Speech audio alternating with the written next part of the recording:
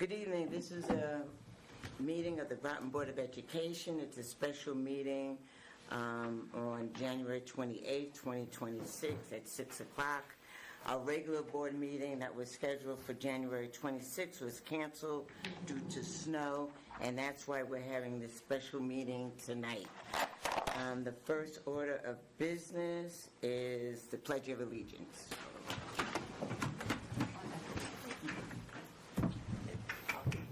I pledge allegiance to the flag of the United States of America and to the republic for which it stands, one nation, under God, indivisible, with liberty and justice for all.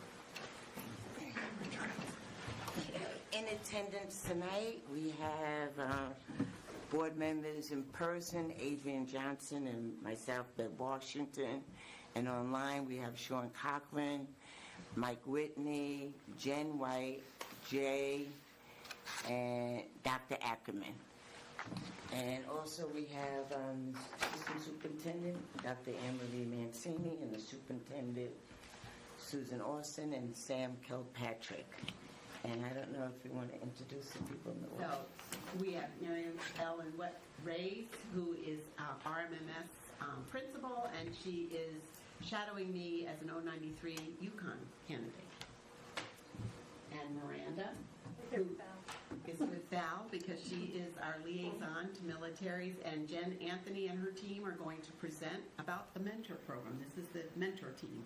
Okay, we're glad to have everyone here tonight. The next order, I should say, is recognition and participation of visitors and delegations, and I'll turn it over to the superintendent. Well, I'm very happy to recognize Valerie Nelson, who is a good friend and colleague who I've known since I came 12 years ago when she was principal of Charles Barnum Elementary School and received our first blue ribbon, bringing together the largest military school district and making some of the best progress ever. She has just recently received from Department of Defense Education Activity Group, which is the ones that we receive, those $1 million grants, 9 of them to be exact, since she started with me in the program. And she has just received what they call the Inspire Award, and she's the award winner of the whole Northeast region. We have regional groups, and they said some very nice things that I believe in. She started with our... Val, come on up so they can see you on camera. Come on up here, Val. Yeah, and you can maybe add to it. Thank you so much.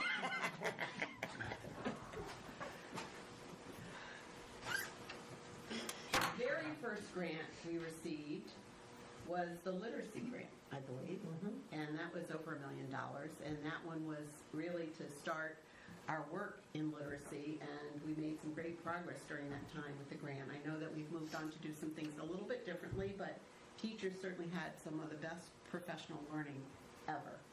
And then the math grant, We have a math grant. it was the #1 grant in the whole Dodia, #1 out of all of those grants, and we did a lot of progress with the math grant too.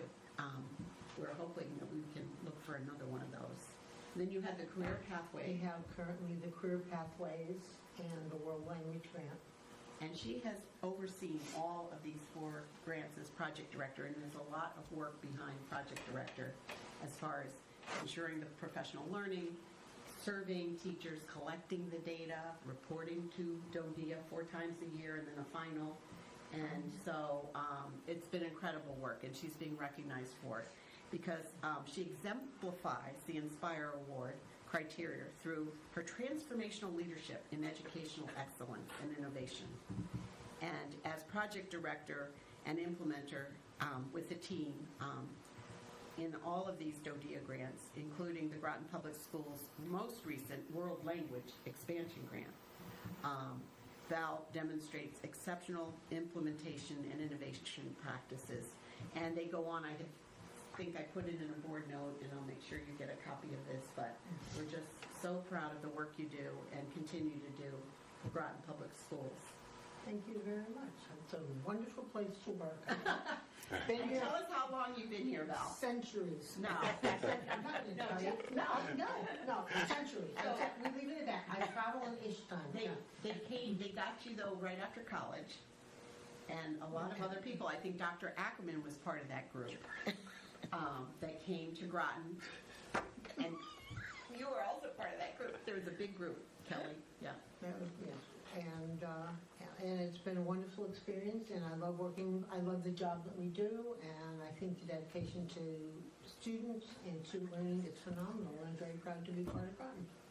And you started some of that early work with Dr. Mitchell in gathering people around the table in the military superintendent liaison group, and then the MSAT. Yeah. MSAC, yeah, Groton has done quite a bit with the military, with MSAC doing conferences, and now with here, so it's been exciting. So thank you very much. Thank And I you, think Val. Andrea wants to say something too. Andrea? Valerie, I just want to congratulate you, and I want to tell everybody that we're both Wilkes graduates. And Valerie, I am so jealous. Well, Andrea and I go back we're from the same hometown in Pennsylvania. Really? That's when a lot of the people came, a lot of the staff came from Pennsylvania. Yeah. Yep. Yes. They recruited them. Well, the assistant superintendent students went to school with us, so it's been a long history. Yep. And I met you in 1993 when I first got on the board, and I was only 12. yeah. I traveled with you for MSAC. I won't say too much what happened when we traveled together, what I learned from you guys. But a reward well deserved. Thank you Well very deserved. much. I really Well appreciate deserved. it. Thank you. Thanks for your support. The next item on the agenda, Jay, you want to say something, Jay? Yes, thank you. I just wanted to quickly say, we've known that Val is a real treasure here in the district for many, many years, and it's nice to see the national recognition. So congratulations, Val. Thanks for everything you do for our students.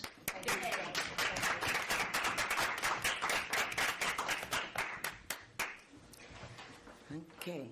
The next item on the agenda is comments from citizens in regard to agenda items and other subjects of concern that lie within the jurisdiction of the Board of Education. This is the portion of the agenda where the board welcomes comments from citizens. Each presentation should be limited to 5 minutes or less, and citizens should, if possible, submit written comments. Presentations should be related to matters pertinent to Groton. Board members will only ask questions in order to clarify the speaker's presentation and cannot respond during the comments of citizens portion of the board meeting. Citizens should make their presentations from the podium and state their names and addresses for the record or online. And I think we have Carl Franklin. Carl Franklin. Caitlin, can you promote Carl Franklin so he can speak? He is promoted. Okay. I can speak. I'm here. Okay. You have the floor, Mr. Franklin. Okay. I sent the board an offer to open up a conversation about the board procuring the land next to Fitch High School, 4 acres that are adjacent to Fitch High School. They're flat. They're on the other side of the school from the Merritt Farm. There are 3 acres that are directly adjacent to the high school, and 1 acre that has a house on it. My brother and I just inherited it because my mother passed in December. And it has a right-of-way to Groton Long Point Road. It's a dirt right-of-way. So basically, we just wanted to open a conversation. We want to see the land used in a way that benefits the school and the town long term. Definitely it's about future flexibility and not immediate development pressure. And we're just trying to be proactive rather than reactive. So we understand it will require review, approvals, and time. But But it is a unique opportunity because, you know, the land is very special to my brother and I. It's been in the family for years and years and years. And the whole family really adores that property. But, you know, we're not looking to complicate things with contingencies or conditions. We just want to open up a conversation. So that's all. Okay, well, thank you very much, and we have to see if the board has a legitimate use for the land, so I can refer it to the facilities committee, and that could start the discussion. But we have to first figure out whether we have a legitimate use for the land. So I will refer it to the facilities committee and have that discussion, see where it goes. Fantastic. Okay. What's the next step for me? Just sit tight. Okay. I'll hear from you by email, I take it. Yes. Okay. Okay. That's it then. Thank you. You're welcome. Yeah, thank you. Jen? Jen? Beverly, I can add that to the February meeting as an agenda item. If Sam, under Sam's section. Okay.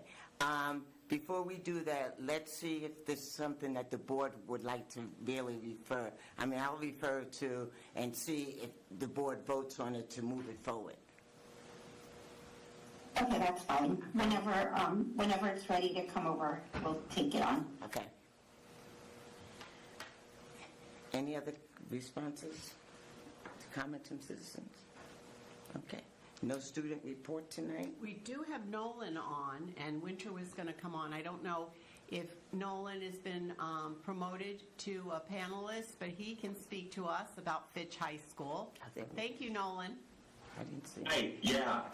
Winter unfortunately will not be able to join me, but I just want to give like a quick rundown. Things are good here at Fitch. For those of you who don't know me, I'm Nolan Borsowitz. I'm the junior class president at Fitch High School. What we're kind of working on, at least in our student council, we're planning prom. Fundraisers are sort of coming to a stop, so we're planning for the future. We're wrapping up semester one. We had midterms this week, which were very successful. I think the schedule change, according to the snow, was it was dealt with very well, and I think that it helped a lot of the students here be more prepared for their exams. There's a lot of school spirit building up, because our basketball team's ranked number 1 in the ECC, top 15 in the state. Morale's great here. At Fitch, I want to mention just a couple outstanding athletes in the past couple weeks here. Jacob Smith, who won ECC Athlete of the Week.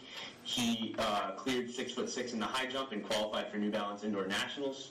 And Kylie Boland, a standout gymnast, she landed an interview with some top ECC reporters at Game Day CT, and they had a post up for her, which was pretty cool. For the music department, I'm a big part of the music department. I take part in a lot of the things. Our spring musical, we're kicking off Into the Woods. The cast just came out, and we're really ramping up rehearsals starting this week, which is going to be awesome.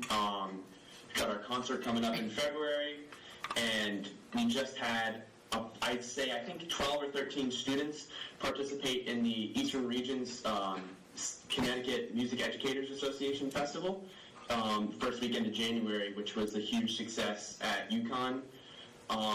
And for those that qualified for the Eastern Regions Festival and wish to audition for the All-State Festival, those are coming up February 7th, auditions at North Haven High School.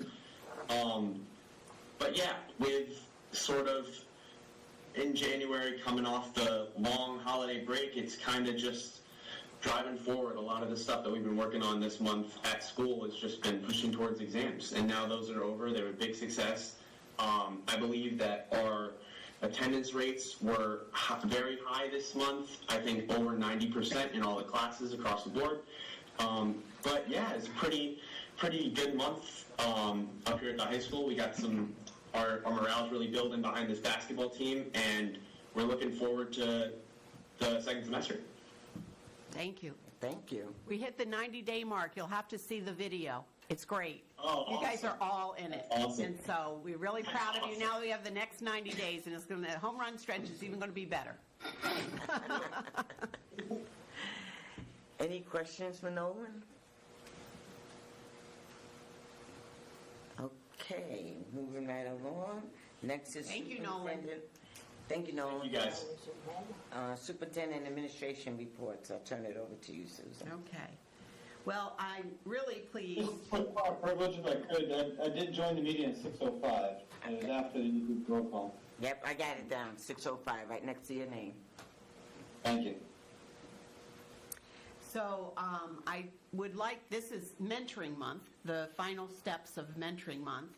And after COVID, we had really a team that came together led by Jen Anthony of mentor leaders, and really resurrected our mentor group. And it has been, every time I go into a building, I see a mentor with a child somewhere. And it's just such a rewarding program. You're going to hear more about it. But Lee and Linda help support Jen in this work. She is actually a math specialist by day and does this work in addition. And we're just so proud of the accomplishments that you've had and the relationships that have been built. And I know that we usually have a dinner with the mentor and mentee that comes up in the springtime where we can celebrate them. But we really are so pleased at what's happening. So I'm going to let you go on with the show and tell us more about some of the specifics that have happened. So we can turn that, we can get the video going, or the slideshow. I'm going to stand here, Jen. Come on, Linda. Oh, no, I want to see. Okay, Caitlin, do you have it? There we go. Can I just say something real fast? I got a text message today from someone that just started being a mentor, and today was his first day, and he said it was a great experience. Yeah, I said he's glad he did it. That's awesome. That's great. Here's one for you.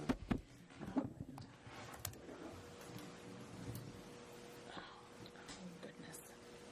I don't know if I'm going to be able to see that. Oh, well, I got a packet for you. Thanks. Okay. Thank you so much. Okay. Yeah, so thank you very much for having me, Susan. I truly enjoy being the director of the mentor program. This is my 25th year working as an educator in Groton, and this program has been more than rewarding. I would be remiss if I did not mention Sharon Schick, who spearheaded this program beginning in 1998 and led it all the way through COVID. She's a very dedicated member of the Groton community and really stuck with the program all the way through 2023, even a little bit into 2024. So she should be thanked for keeping this program afloat until we needed to resurrect it a little bit. So I will start with a legacy of belonging. So we've really tried to move the mentor program into being in direct alignment to one of the pillars in the strategic plan. And we really believe that our mission directly aligns with Pillar 2, cultivating a rich and vibrant learning community. We really try to foster a culture of belonging by connecting students with dedicated mentors to really increase student engagement. We try to make sure that students have voice, agency, and the belief that they are an integral part of their student community. So just a little bit about our journey. Like I said, this program originally was founded in 1998 through a group of dedicated Groton Public School employees. When I took over in 2022, we had 2 matches that continued on from the original start with Sharon. We formed a district committee so that we had voice in all of the Groton schools, and our initial focus was matching kids in 4th and 5th grade so that they had mentors to go with them to Groton Middle School. Fast forward to 2026, we've had pretty serious growth. We now have mentoring at all Groton schools, including Marine Science Magnet High School, Grosso Tech, and here at the Central Office Academy. We have consistent student referrals coming in from all schools, and like I said, we are aligned with the strategic plan. So what does mentoring look like in Groton? It is basically very simple. It's adults building personal connections and encouraging student success. Mentors meet weekly in the school buildings for 30 minutes. Mentors help students build confidence and find their voice through simple activities like playing games, listening, talking, and just providing individual attention that the student might not necessarily get from other places. It's a consistent avenue for student advocacy. It's another person that is there once a week advocating for that student should they need further advocacy. It's also about mentors and mentees sharing their own stories with each other. We've learned through this process that mentors also learn a lot by meeting with their mentees, so that's been really something very special. And it's an opportunity to create meaningful connections between our students and members of the local community. In order to keep up with the number of student referrals, we do a lot of mentor recruitment. Rebecca Bayes has helped tremendously with the recruitment process. We've done news media highlights through the day. They've had 2 articles. We've done a segment on public access TV. Rebecca's always putting things up on the Facebook page. We just did a very big info session push this month. We offered 8 different opportunities for people to join us on Zoom, and we did 10-minute info sessions to try to increase the mentor pool. And we also do community outreach and partnerships. Our current mentors are very, very integral in bringing in new mentors, so that's a really thing that we worked hard to make happen. Lee has been instrumental in helping me with this program because, like Susan said, I'm a math specialist during the day, so I need someone to help me out with the recruiting. Do you want to talk a little bit about the process on the mentor screening? Sure. So my name is Lee Salmons, and I'm the intake coordinator, which was a name we sort of just came up with. And my job is to interview potential mentors, and it's a great little job. 15-minute little interview. You learn a lot about people and just feel like you're making a friend, even though you've never met this person in real life. I also get to do the reference checks, which are also nothing like talking to 3 people who are talking about some other person that they have nothing but wonderful things to say about. It's really, I always leave and they're just phone calls, but I always hang up feeling really good. So that is part of what we do. And I can't read and we also do an interest survey, which is really simple, just asking the potential mentor, besides the interview about why they might want to become a mentor, but what are their interests, what are their hobbies, so that when Jen goes to make the matches, she can really, very often make a good fit between a mentor and a mentee. And then there's a training that Jen does, and they're off and running. And they're in our schools. They're in the schools. And they are champions. They are, indeed. And really, I met with my mentee this morning, and I've been in a good mood all day. And how long have you been with your mentee? I remember at TK. 4th grade, 5th grade. She was in 5th grade. She's in 7th grade now. And today, actually, I feel like she just is all of a sudden turn the corners, blossoming, and just was exited from math support. I know. So, So just a little bit about our mentors and who they are. We have mentors from local businesses who have agreed to give their employees release time or extra time during their lunch to be able to travel to and from schools to mentor. We have just members of the community who decide to volunteer, and we also have many members of the GPS community GPS employees volunteer to be mentors. With all of those different components, we have a huge variety or huge diversity in who's mentoring our kids. We have geologists, publishers, architects, painters, dog sitters. We have the mayor, we have the chief of police. So we have a huge group of people that are volunteering to work with our kids every week.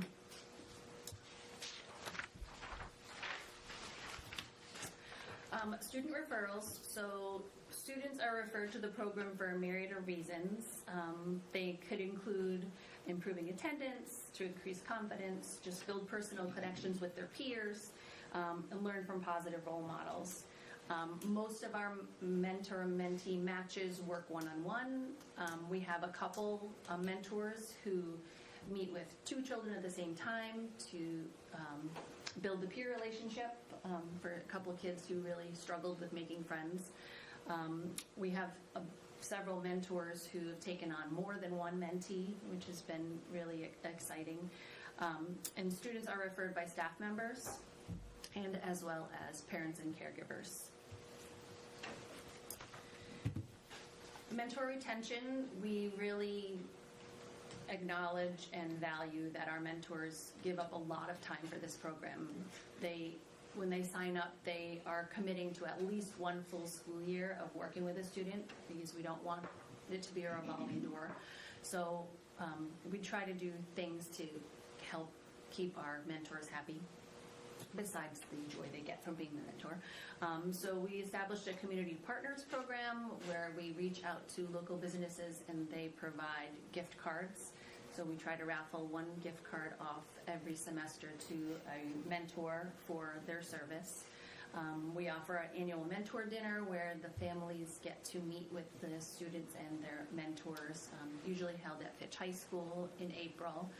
We put on a dinner for them. We have raffle prizes from local businesses. Board members are always welcome to come to dinner with us. That's a great. It's a great event. It really is a great event. Wonderful event. It really is. We have a yearly program evaluation where mentors are asked their opinion on the program, what they'd like to see improved. We have ongoing training. Thanks to Board of Ed funding, we are able to offer training throughout the year. We're about to have one in February, specifically for middle school mentors on issues that are specific to middle school age students. We're also going to host one in March on loss and trauma for kids of all ages that mentors can sign up for.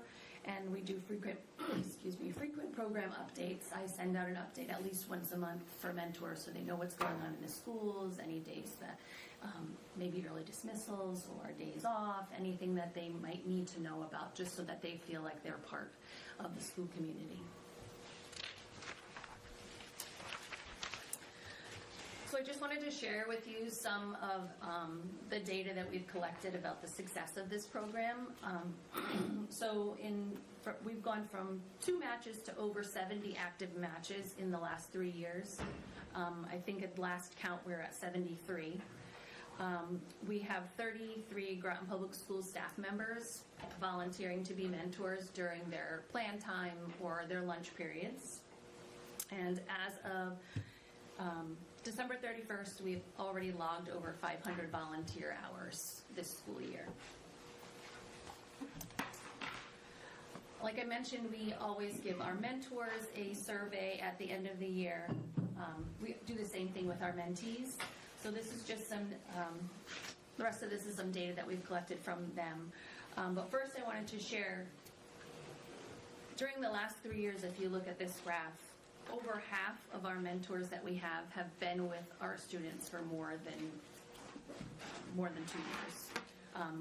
35% of them have been with their student for at least 3 years. And it really does make a difference for those kids and for the adults.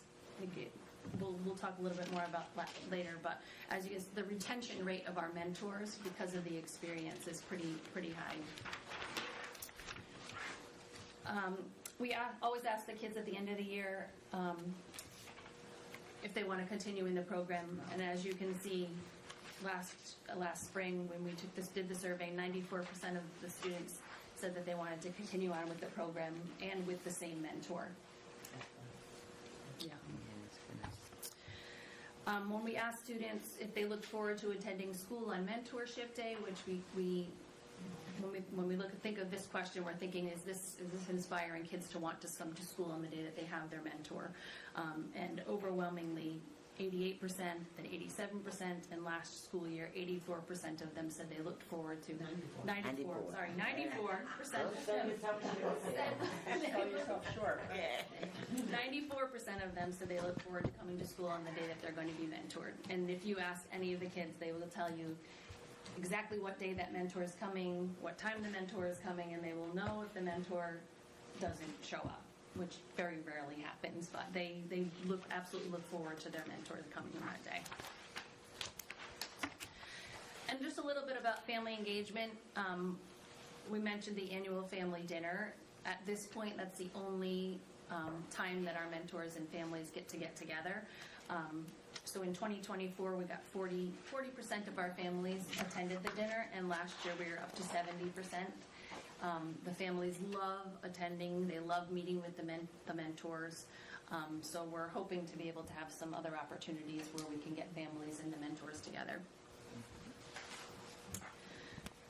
So as I said, we're trying to directly relate this program to the second pillar, and we're in our big attendance push. So if you think about the students who have been in the program for more than 1 year, when I was working with Lauren Cassini on the data, 63% of those students increased their attendance rate. 11% of them increased their attendance rate by more than 5%. And we were able to exit 3 of our students from the chronically absent list. That's good. That's great. Yeah. Yeah. So I was hoping to be able to have some parents come with us, but unfortunately none of them could make it tonight. But in your packets, there are some parent testimonials. I'll just pick one and read it because I think they really say a lot about how parents value this program. The mentorship program is significant. It fosters my child's confidence, provides a strong support system, and equips him with the mindset to achieve goals. The program has been a great help in my child's educational development. He loves his mentor, and he looks forward to seeing him every Wednesday. He is his role model. And there's a couple others that you can read through. I also asked the mentors if they would be able to write a testimonial, and I'll share one of these too. This one I'm going to share is from an educator. When I started this program, I really envisioned it just being members of the community who would come and work with our kids. But a lot of staff members, teachers, tutors, speech pathologists, paras, custodians jumped on board, and it really, truly has made an impact on morale. A lot of the GBS staff members will tell you that this 30 minutes is the best 30 minutes of their week. So this one is from a teacher. As an educator, the past 3 years have been a true gift. This opportunity has become a steady part of my self-care routine. Sharing time with my mentee brings me joy. I have watched my mentee go from a reluctant 5th grader to a more open, fun-loving 8th grader. This program is one of the best parts of my work week. That's great.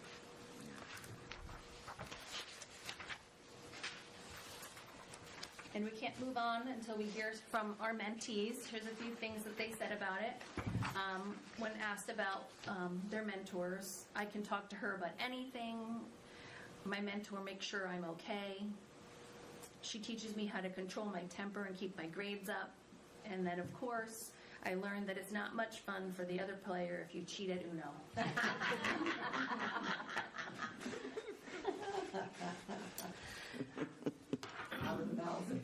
Exactly. So I just wanted to go through a quick SWOT analysis just to kind of talk about some of the strengths and weaknesses and opportunities that I see in the program going forward before I end with a really touching mentor tribute for one of our mentors.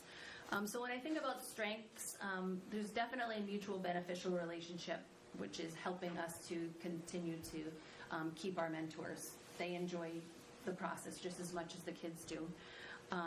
We've seen an increase in student engagement and attendance.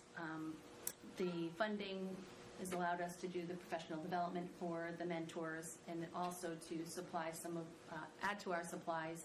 In our mentor cabinets, I was just able to purchase 8 rolling carts, because as we increase the number of mentors in the building, we are running out of space. So we purchased these small compact tables that can be wheeled into corners or hallways, so that they can just be put up for the mentor session. So the funding really helps with that. It really lessens the burden on the SEL services. We have over 70 kids that are meeting already one-on-one with an extra person and getting that extra attention through volunteers weekly. Like I said, it's increasing staff morale and parental approval, and it's really allowing us to be visible to the community. We've had multiple mentors from the community comment about how it's been so nice to come into schools and see the good things that we're doing in our schools. So that's a huge opportunity for us. Some of the weaknesses, because I am a full-time math specialist, it's very difficult to build partners during business hours, because businesses are open at the same time I'm working as the math specialist. That also leads to delayed communication and problem solving. If I have any issues with mentors or anything going on at the schools, it's very difficult for me to respond or troubleshoot those during the school day. And the referral process is inconsistent across the district. So if you look at across the board, CK has a lot of mentors, because that's where I am and I can advocate it, and that's where we started. Groton Middle School has a lot of mentors, because the kids have come from 4th and 5th grade and now they're into the middle school. So I would, that is a weakness I want to work on, getting it more consistent so that all schools are a little more equitable. Do we have any high school students in the office? We have 8 high schools, because they've moved from GMS with their mentors to Fitch. Yes. And then one today that referenced at high school, so, that I interviewed. Oh, nice. Cool. Yeah. And the one student that we have at Marine Science Magnet High School, she started with us at GMS in 6th grade, and when she went to Marine Science, she went to the principal and requested to see her mentor again, so we were able to keep that connection. Some of the threats that I see, mentor retention decreases, because we're not able to act on some of the things that the mentors want in the evaluations, just because I just don't have time to do it. Lee does a ton of work for a very small amount of stipend, and I don't think she will quit on me, but it's a lot of work that she puts into this program for a very small amount. Our community coordinators are the main people that I deal with at the schools. They are. I was hoping you'd do a shout out for them. They are absolutely amazing, but they only work 10 hours, and they also have responsibilities at their schools. So, as an example, during National Mentor Month, I had them making thank you cards and coordinating the gifts for the mentors, and it's just a lot on their plates. A little bit of staff burnout I'm a little concerned about. Groton Middle School and Groton High School at Fitch, because there's a huge pocket of mentors there.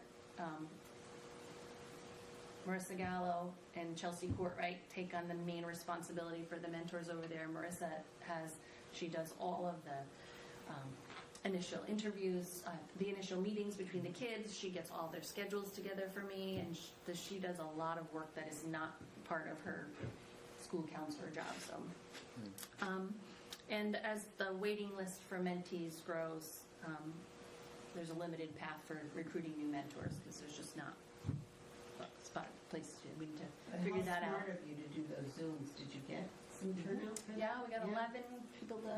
Yeah. I love that Yeah. idea. That was a great idea. So I want to end with the opportunities. So this program has been very successful, but like I said, it's hard to get adults who have free time to come once a week throughout the school year. But expanding into peer-to-peer mentor relationships, we talked about that when we first began, and we kind of wanted to get this started first, but moving into adding some peer-to-peers might be a way that we can add some one-on-one attention to kids without adults. Increasing opportunities for family engagement. There's a lot of opportunity to do that, and the parents really love that end of the year event. Increasing the partnerships with businesses and organizations. We have great success when we're able to get out and really tap into those businesses and get donations. We've gotten donations from Groton Utilities has paid for our banner that hangs outside their fence.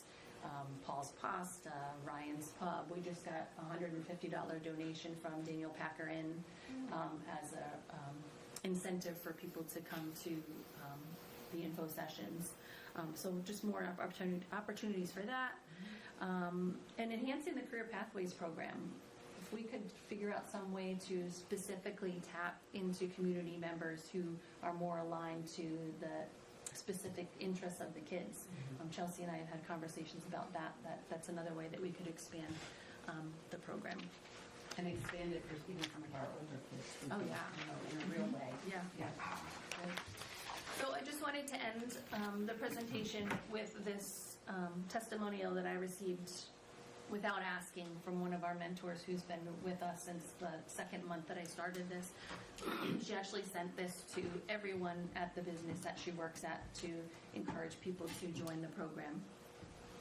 4 years ago, I joined the Groton Public Schools Mentor Program, not fully knowing what to expect, only that I wanted to make a difference.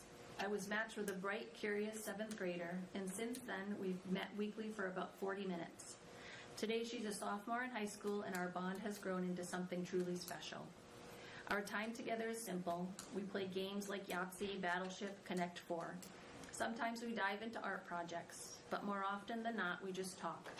She shares her celebrations, her struggles, and her thoughts. I listen. I offer options without judgment and guidance without grades. I'm not her teacher or her parent. I'm just someone who can trust, someone she can ask questions freely and safely. Recently, I asked her if she still enjoys having me around. Without hesitation, she said, "You are my person. I trust you with everything and can't wait for you to see me graduate." That moment reminded me why I started mentoring in the first place. It's such a small amount of my time, but it's made a big difference in her life and in mine. Mentoring isn't about fixing or teaching. It's about showing up, being present, and creating a space where a young person feels seen and heard. Watching her navigate adolescence with resilience and openness has been one of the most rewarding experiences of my life. If you've ever considered mentoring, I encourage you to take that step. You never know the impact you might have or the joy you might find.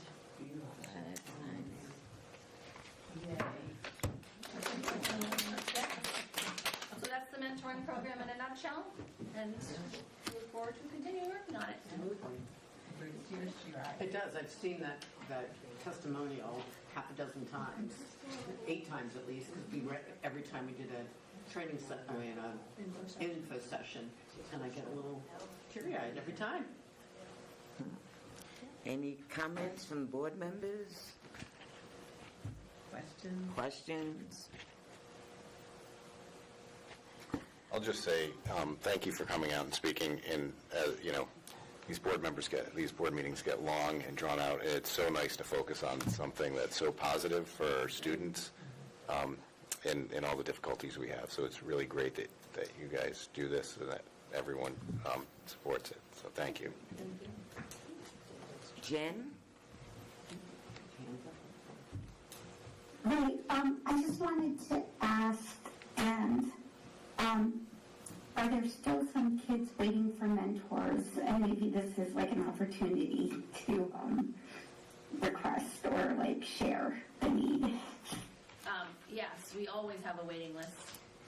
I have 12 on the waiting list right now. What's the best way for someone watching this to find you? You can go to the website, grotonschools.org/mentor, and there's an interest form that you can fill out, and that will get kicked back to me, and Lee will give you a call. Perfect. Thank you for sharing that with the public who's watching or will be watching at a later date. I want to say thank you for everything. The power of mentorship is really, it can never be quantified in terms of budget or in terms of time. because you never know what the impact is going to be to that child and what they're going to walk away with. So to everyone who is a mentor, who may be watching, or future mentors, thank you in advance and thanks. Thank you, Jen. Ian? Thank you. Yeah, I just want to also express my gratitude for the program and for everyone's participation in it. Working where I work, I'm on the other side of the cracks that everyone's talking about kids falling through. So anything we do to prevent kids from falling through those cracks, by any means necessary. Like Jen said, you never know what's gonna catch or what's gonna hit. So having mentors just there can fill a gap that maybe needs to be filled. Thank you. Thank you, Ian. Dr. A?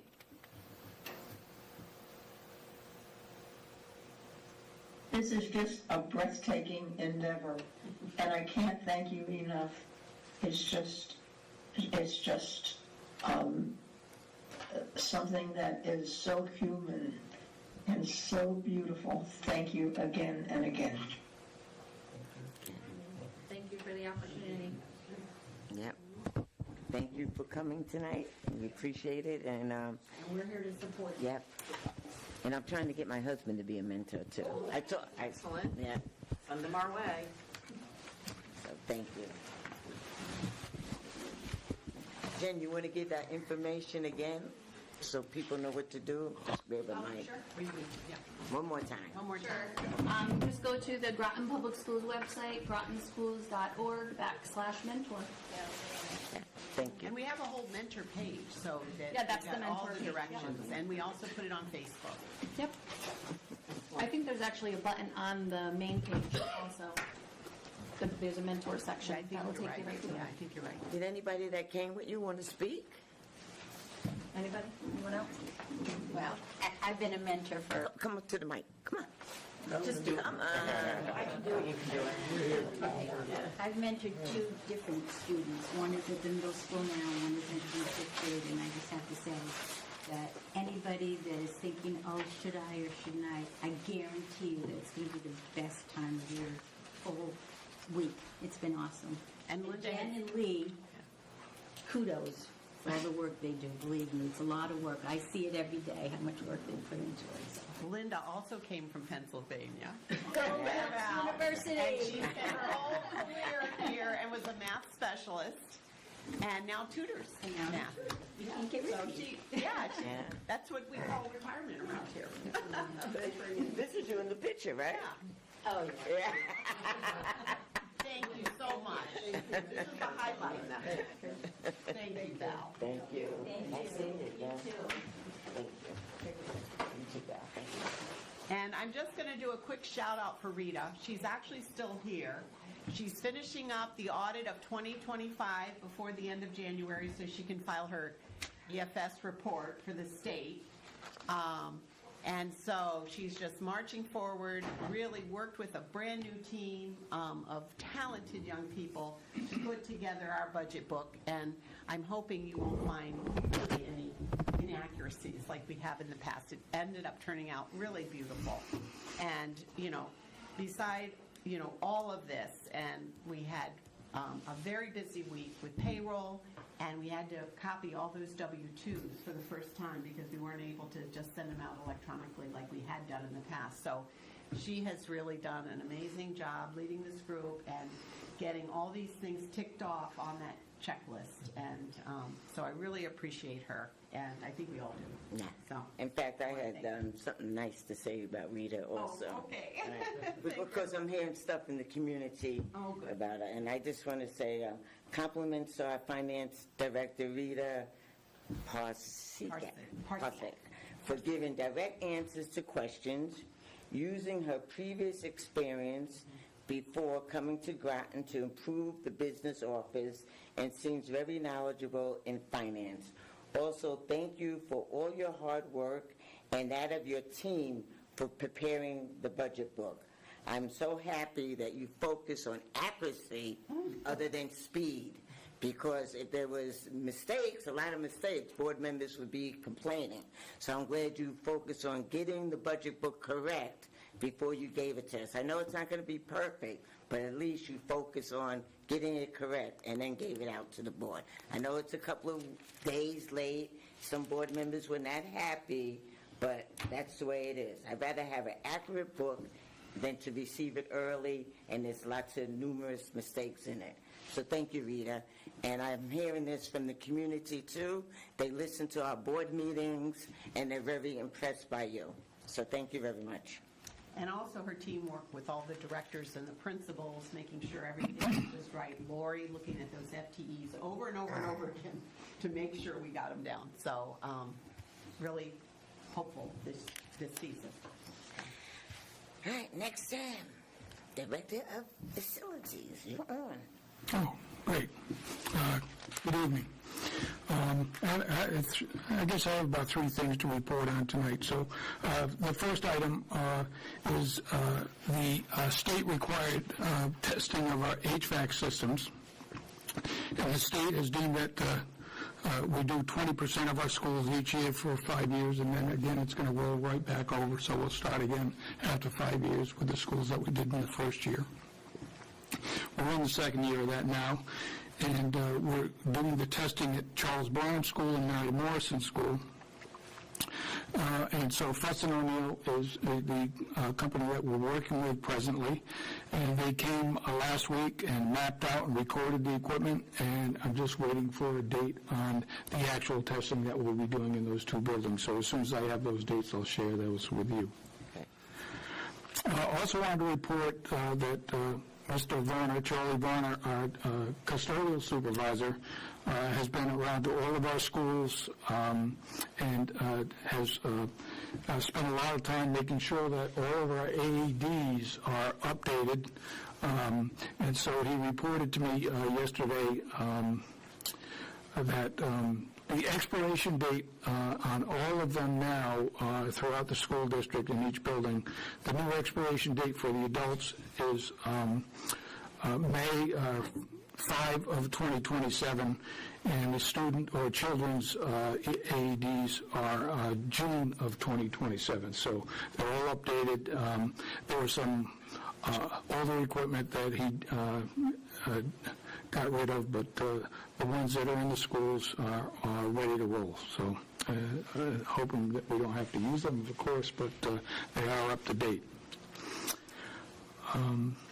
I guess a third thing is that Susan, in her wisdom, told me that we were going to open schools on time today, and so a big happy face too. I didn't have a happy face when you said it. I said we're all doing it. We're going to go to school for a full day. Well, Adrian says a minute lost, right? A half-day loss is instructional time. We all agree with that, but we also all agree that the safety of our students and our staff is priority one. And you said you were And very concerned about the temperatures that were dropping and the ice that was going to be there, but our guys got out there. I was out there at 4 this morning. Our guys got here at 5 to do some more clearing of snow and sanding and salting throughout the district so that our schools did open on time, and everyone has been reported to school and back home again safely. So that's item number 3. So a lot of hard work. I know the guys were even trying to make the decision on the second day, just knowing that, you know, the machines that we have and the men that we have were exhausted. I was hearing it across the state that it was so much snow, we needed a second day. Between the amount of snow and the temperatures didn't help a lot of the equipment too. We had a lot of breakdowns. Snow blowers and stuff. So our maintenance team is out running around throughout the district to the different schools, getting the equipment back up and running for the custodians to use. And of course, our maintenance guys are on the plows and skid steers to. Susan sent me an email today, and she saw the skid steer out here today moving the mountain of snow that was in the middle of the parking lot, and she thought she needed one of those at home, but. He says we have 2. I was so tickled.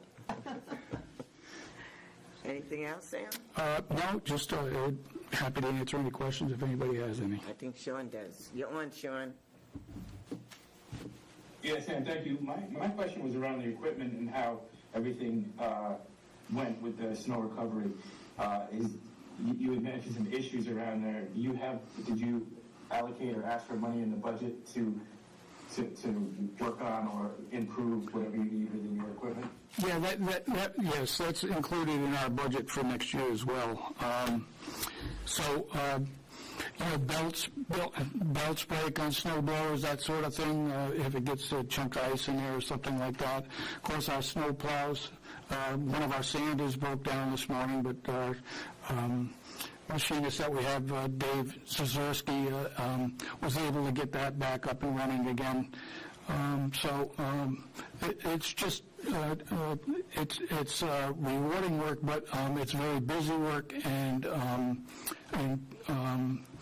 time critical. It's critical because, as Susan said, I guess it was Adrian might have said it first. Every minute counts, and for student loss of time in classroom. So we're happy to do what we do. And I want to end this by saying thank you for you and your team for the work that you do. I was at the Board of Ed and Mystic River today, and salaries are clear. It looks very safe for students. So thank you and your team for all the effort and hours you put in. Yeah, the guys did a terrific job, and I'll relay that to the guys tomorrow morning. I appreciate it. Thank you. Yeah, especially waking up in the middle of the night and you come Who at 4 sleeps? o'clock in the morning. I was checking on him too at about 4:30. I said, "How are they?" And he said, "Thumbs up." I gave him a thumbs up. I was so happy. Ian? Thank you. Yeah, I just wondered if there's, well, I want to thank Sam for all his efforts. Glad that we got school going today. I'm curious to know if there's any, what level of coordination there is between the city, the town, and the Board of Ed, or the district, I should say, facilities, as far as looking at sidewalks throughout the town and in the city, as far as kids getting their bus stops. Current city ordinance is that, homeowners are responsible for the sidewalks that are directly in front of their houses, but there's a lot of spaces that are kind of ambiguous, to say the least. And I'm just curious to know, what level of coordination there is as far as, because I've seen some kids walking in the streets trying to get to bus stops because the sidewalks are so full of snow. Yeah, great. Thanks for mentioning that. That's a very important part of what we do. We have an agreement with the town. The town helps us with Fitch High School, and Catherine Kolaski, and the city helps us with Thames River and the long driveways that are there. So it's a good relationship that we have with them, and of course we share the salt shed with them too. So we get in line with the town to do that stuff. But it's a very important part of our relationship, and we're grateful that the town and the city both are willing to help us out with the schools. Mike? Thank you. Just a quick follow-up to that. So if there's a situation where there's some sidewalks that have not been cleared, is there, what would be the best way to have people report that so they get addressed? We actually, the STA sent me a message today that they were getting some calls from parents about bus stops not being cleared, and of course it's on private property, and so that private property person is responsible for clearing those sidewalks in front of those houses. So we did relay the message to Public Works departments, and they were going to see if they could get the message across to those homeowners. Understood, and that's to both the city and the town? Yeah, there were complaints from both sides, yeah. I don't know if you think it looks like a lot of snow, but it doesn't look like that much to me, but it was a lot. It was a lot, and it was not very good timing for a snowstorm, but... That kept on coming. Well, thank you very much for your efforts. Appreciate it. I'll relay that to the guys. Thank you, Ian. Mike? Just thank you for your efforts, and I'll mention that some area schools didn't get open today for these reasons, and then it's obvious. I mean, I was at Fitch this afternoon, and there's still working on things, snow blowing, laying down maybe more salt and things. So the work, because of this cold weather, it didn't just stop when school opened, it's continuing. And so I appreciate the hard hours that are already put in and the long hours that will continue. Yeah, well, the sun came out today too, and the salt that we put down, along with the sun coming out, has created a lot of melt in the parking lots, especially at the middle school and the ones that have hilly driveways. So our guys will be back out there again tomorrow morning at 5 o'clock, 4:30, 5 o'clock, getting some more sand and salt spreaded. Thank you. Spread. Sean, you still have your hand up?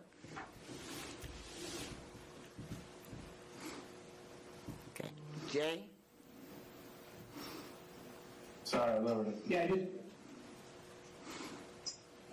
I just wanted to also add my words of appreciation. I think we were all out there fighting with our own little driveway, but these are big driveways, big parking lots, and we're very appreciative to everyone on your team, the building, custodians, maintenance, everybody that, I know it's all hands on deck when a lot of us were off, and they were out there working hard to get the schools open. So thank you very much.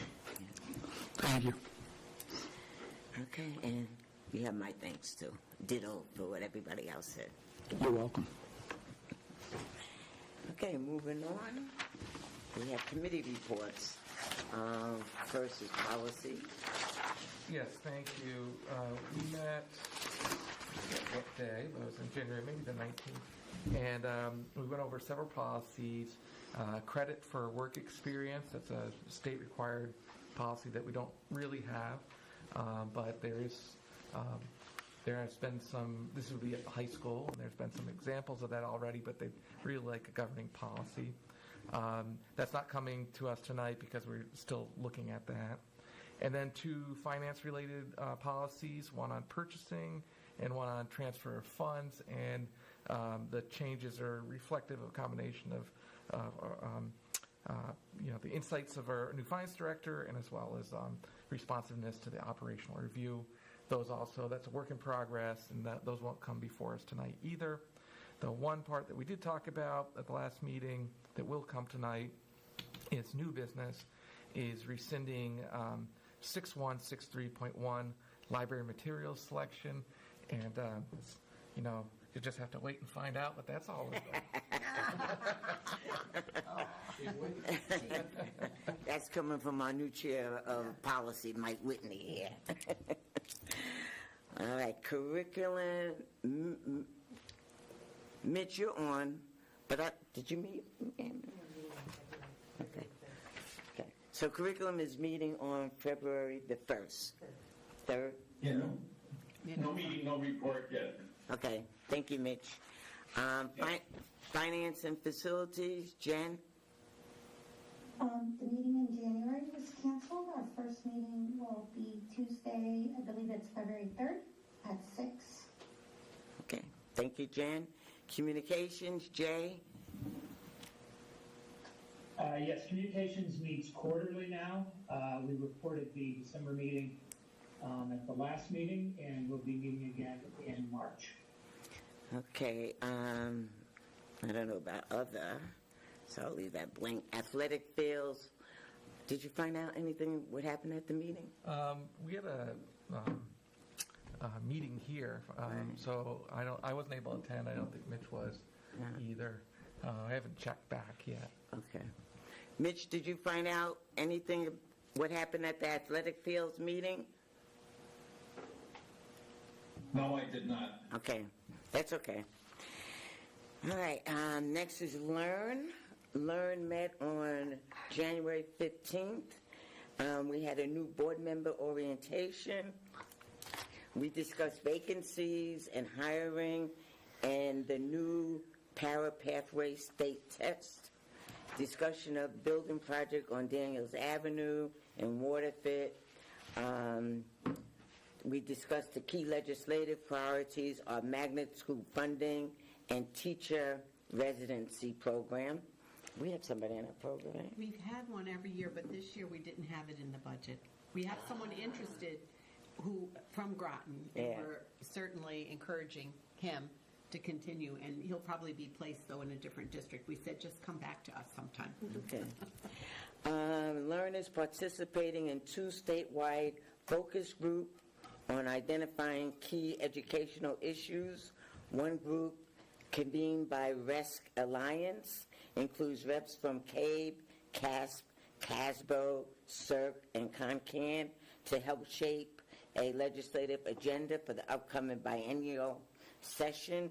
And the second, convened by House Education Chair Representative Jennifer Leeper, brings together superintendents, CAPS leadership, the school and state finance project, CERC, and RESC in an education innovation cohort to explore new approaches and opportunities in education. And I think are you on that one, Susan? I am. Yeah, Susan's on that one. So we have a person in our own, we have our own superintendent who's part of that cohort. The Learn is having a disability summit scheduled for Saturday, March 14th at the Great Wolf Lodge Conference Center at Foxwoods. That's an awesome opportunity. Yeah. I want to make sure I get that out on Parent Square to our parents, because a lot of parents really get A lot of good information. information. Yeah, it's a wonderful resource fair. I went last year. Not only did Yeah. they give you good information, they have some workshops too. Yeah. Yeah. And Learn reviewed and approved proposed salaries and benefits for non-union and union staff for 2026-2027 school year. So that was it for Learn. Okay. Moving right along. Any questions? Okay. Next is consent agenda. All matters listed on the consent agenda are considered to be routine and will be enacted by one motion. Points of clarification will be allowed. Can I have a motion to approve the consent agenda? I move that we approve this consent agenda. Do I have a second? Second. Seconded. Okay. Second, Adrian. All right, any comments? Yeah, I would like to make a motion for a clarification on attachment 3, which is the January 12th minutes. In the section where we're talking about a special ed survey, in the middle of that sheet it says board consensus. That actually, the consensus I think should be at the bottom of the page after all of the comments on that discussion. And that consensus as written isn't really representative of my understanding of it. So I would like to make a motion that the board consensus be moved to the bottom of that page, and that it say that there was a general consensus in support of adding questions to the climate survey and instituting an exit survey. And then also that the chair requested questions to be sent to her in advance of the climate survey. Okay. I'll second that. Thomas? I don't think we need a second because we're just going to make an adjustment to the minutes. Anything else? Okay, let's take a vote to approve the consent agenda with the amendments, or with the corrections, I should say. All those in favor of approving the consent agenda with the corrections made by Adrian, say aye. Aye. Aye. If you're online, can you raise your hand so I could see? Okay, thank you. All right, so online was Dr. A, Ian, Jay, and Sean, and that's it, and Mitch. Okay, so online for approval is Mitch, Sean, Dr. A, Ian, and Jay. Thank you. Next is old business, and I'm going to turn it over. What? Old business. Discussion and possible action regarding approval of policy P6161.13, library collection, development, and maintenance policy as a second reading. Mike, you want to make the motion? Then I'll let you speak on it. Yes, I'll make that motion. Thank you. Thank you. So this policy. You want to make the motion first? Oh, do you want me to actually Yeah. say it? Okay. I move to approve policy P6161.13, library collection development and maintenance policy as a second reading. All right, do I have a second? Second. Second, Adrian. Okay, go ahead, Mike. Thank you. This is attachment 6, and this attachment has kind of 3 parts to it. The first page is the policy, and then you flip over, the next page is the corresponding regulation, and then the third page, actually third and fourth pages, are the form that someone would fill out. And so our most direct charge is approving the policy itself, and this is coming as... Hold on 1 second, Mike, please, I'm sorry. Caitlin, could you put the attachment up there? Attachment 6. Thank you.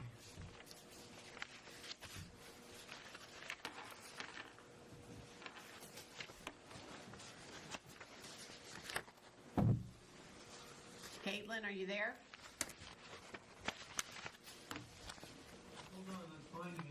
Okay, thank you. Sorry for asking you at the last minute, not telling you in advance. I was going to ask you to do that. Okay, can you make it a little bigger? Can't read it? Thank you, Mark. It's buried underneath the...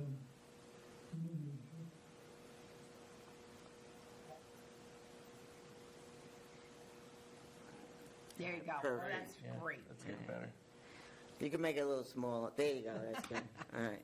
Great. Go ahead, Mike. I'm sorry. No, thank you.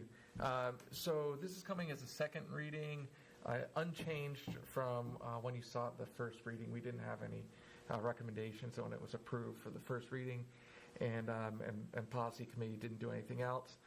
This is a required policy that we have due to a new act. This is Public Act 25-168, which is a very long act.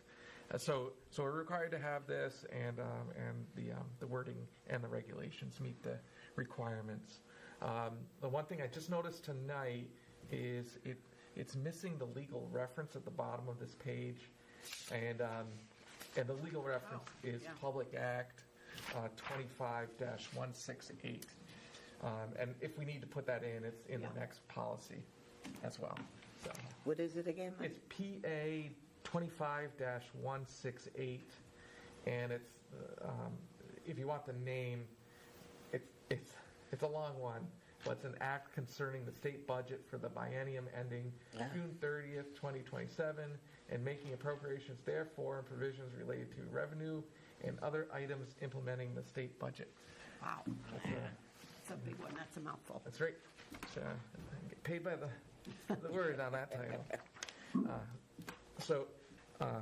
And adopting this and the next one are related to the proposed rescinding of the existing policy. Any questions for Mike? Jay, you have your hand up? All right.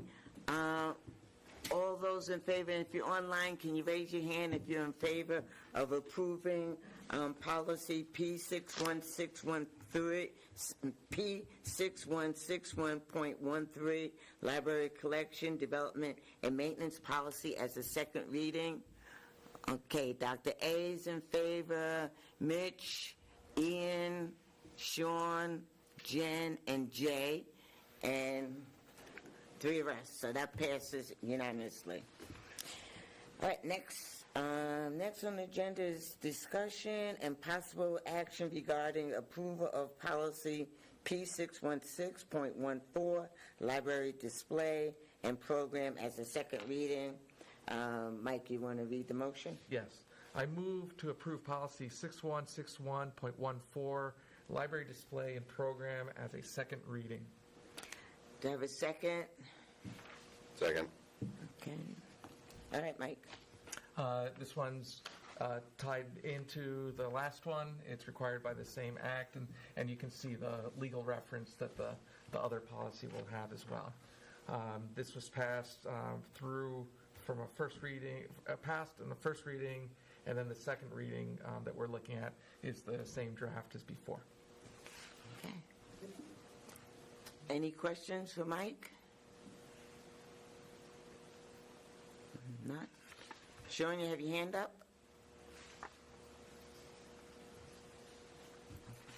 Okay, all those in favor of policy P6161.14, library display and program as a second reading. If you're online, can you put your hand up for me? Okay, Dr. A, Mitch, Jay, Ian, Sean, Jen. and Jen. And in person, all right, that passes. Unanimous. That passes unanimously. Okay. Next, new business. Discussion and possible action regarding rescinding policy P6163.1, library material selection. Adrian, you want to read that motion and give Mike a break for a minute? All right. I would like to make a motion to approve the rescinding of policy P6163.1, library materials selection. Have a second? Anyone online want to make a second? Sean. I think it. And second, it's Andrea. Okay, thank you. Okay, Mike. All right. So this is our existing policy on, you can see it's library material selection, which is related to what we had before, and discussion of, what it means to have a librarian. Then the Can you put attachment 8 up there? So we're recommending rescinding this policy because it's now covered by the updated, required updated versions that we just passed.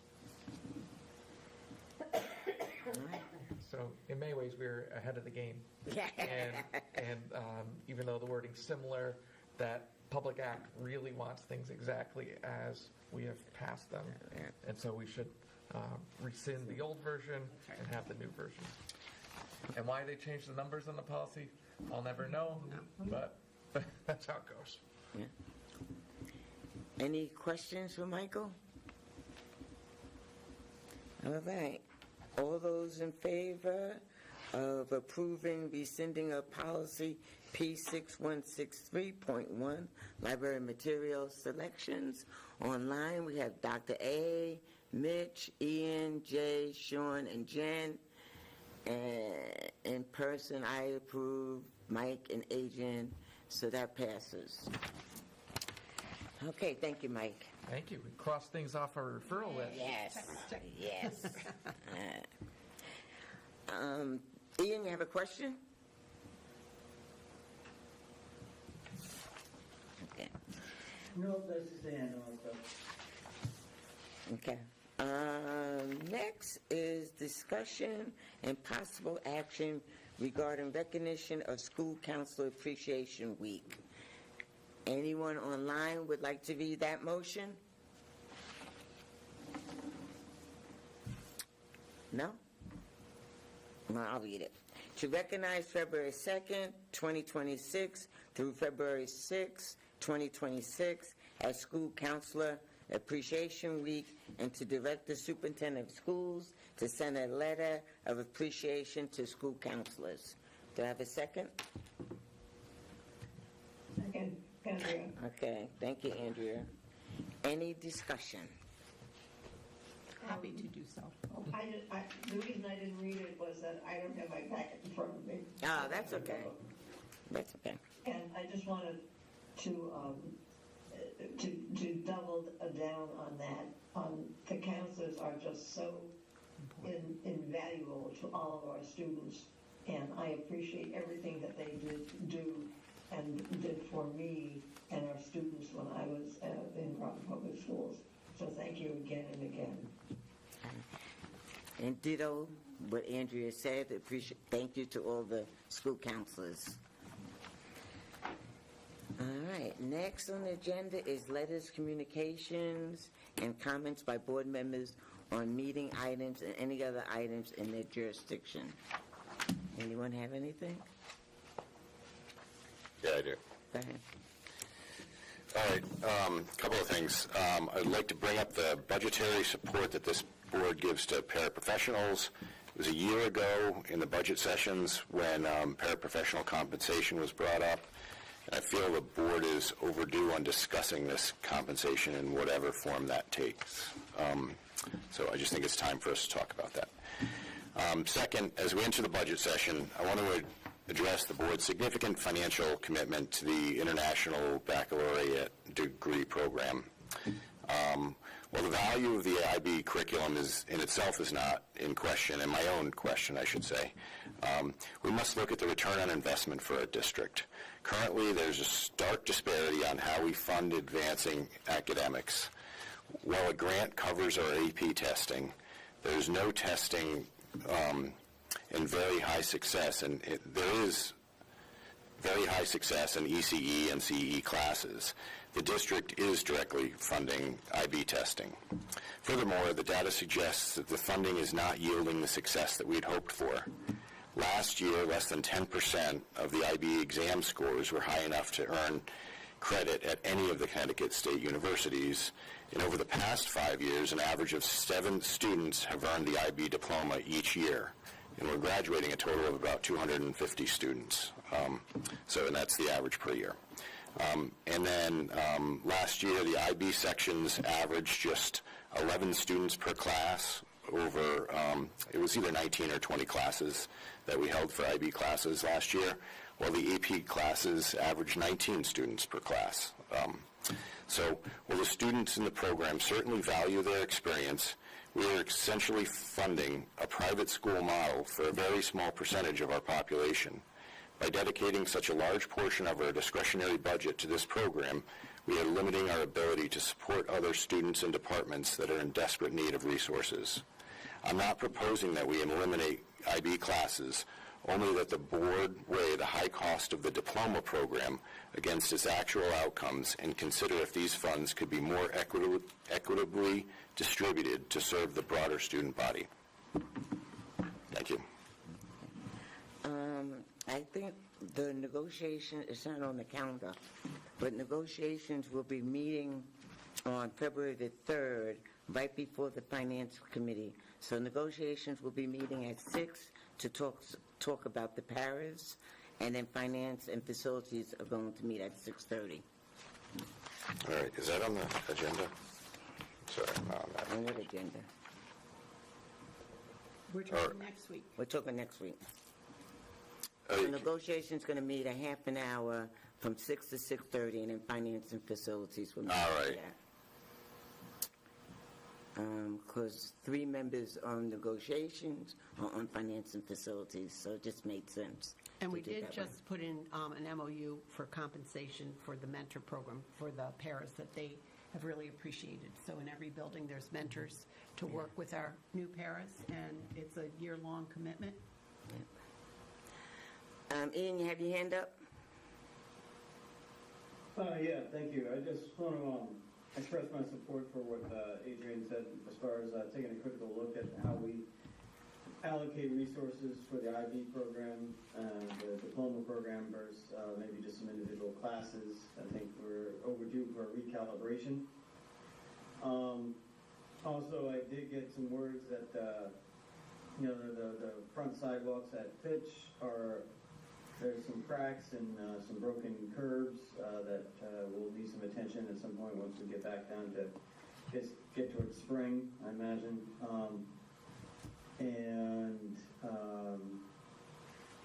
Also as far as like the para thing and definitely I'm in support of seeing what we can do there. That's about it for now. I have some referrals I'm going to put forward at some point in the next couple of weeks. I'll send out some emails for policy and finance and facilities. And I think I have one for curriculum too. I have to take another look. Thank you. Okay. And Sean? I have some policy things I'm going to be bringing to the policy committee as well. One of those is around unpaid student loan or student lunch debt.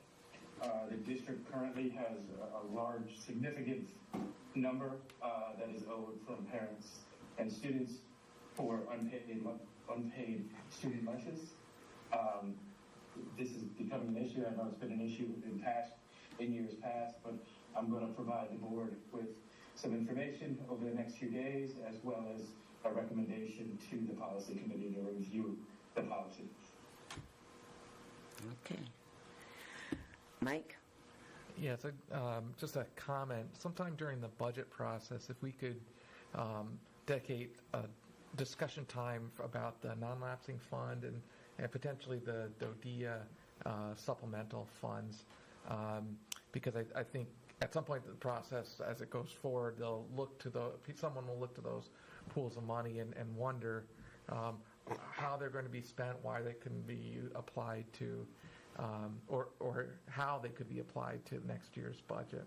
And so I think that intersection of those two funds with the budget we're considering and developing is important to discuss. Okay. All right. I just had a parent ask me about where and when do the school system, well, Groton Middle School, post the honor roll, the students that got on the honor roll. They said they looked on the website and they found the older one, but not a newer one. And also, I heard from a parent that received a message on Parent Square from Laura Koshny. Did I pronounce her name right? Or Quashni? Yeah, Quashny. Teacher at Yep. the middle school. The teacher at the middle school, that our son's Common Lit score improved by 7 points over the test this fall. He just wanted us to know that what the board and Susan's staff are working towards is making a positive impact on the ones who really matter. Yes. Kudos to you all, and a huge thanks to Ms. Koshner for her dedication. Thank you. Okay. And any other comments? Okay. Everybody has the future meeting dates and calendar items for board attention. If you have any referrals, please send them to me, and then I'll announce them at a COW meeting and see how the board feels about them. And so our next meeting is, when's our next meeting? Our next budget meeting is February 9th? No, February 2nd. Oh, I missed that one. Wait. February 2nd, it says, at 6. And then we have finance and facilities next week and curriculum. Okay? Anything else? The third for finance and facilities. Right. And then Negotiations at 6 on February 3rd. Yep. And, okay. Okay.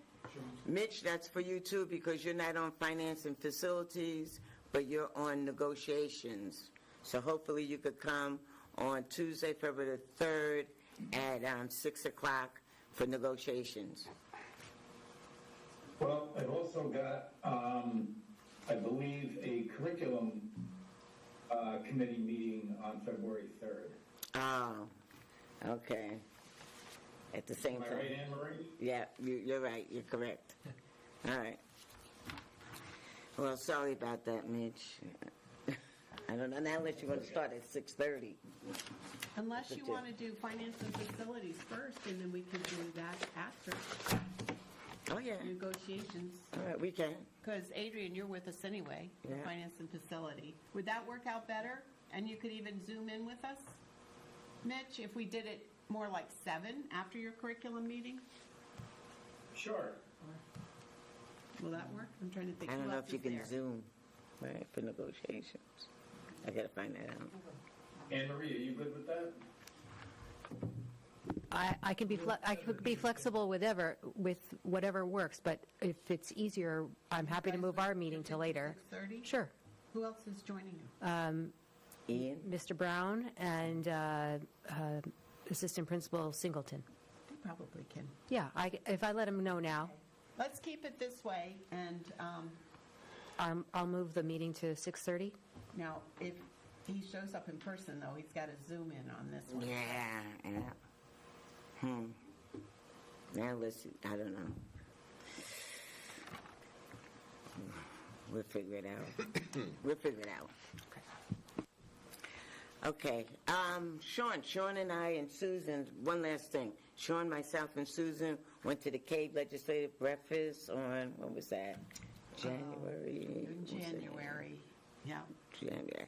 And I'll just tell you a couple of things that they talked about.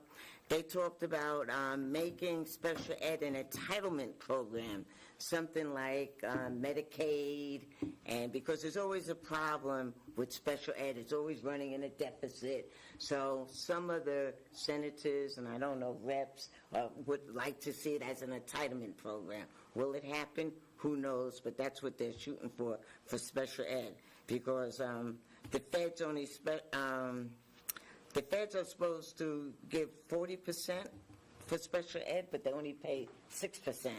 So they have to think of a better way to fund special ed, and this is what they are thinking about.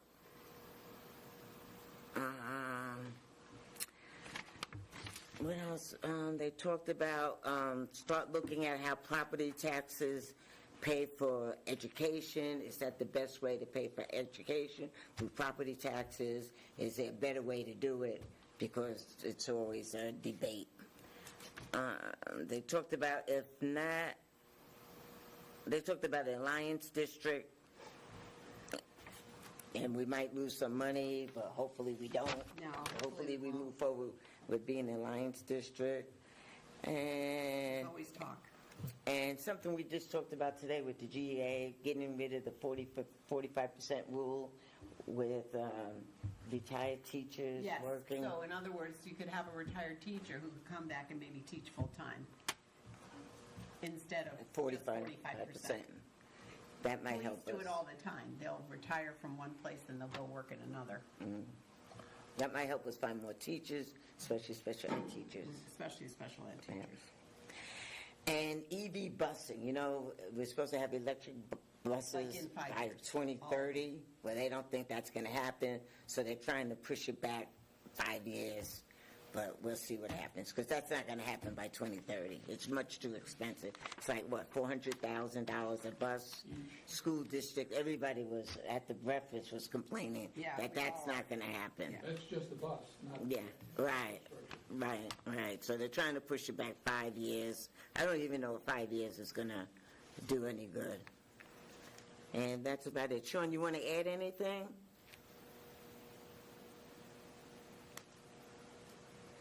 No? And Senator Summers did say she would help us with unpaid school lunches. She has an idea of what to Some do. idea. But she wants you to Yeah. send something to her. I will. So we have to work on that. Yep. And that's all I have. Anything else? Okay, Dr. A. Really, that's all I have. Motion to adjourn. Yay. All Good right. job. Look at this. Do we have a That's second? Record keeper. Second?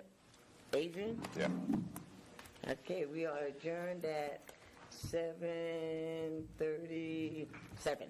Thank you.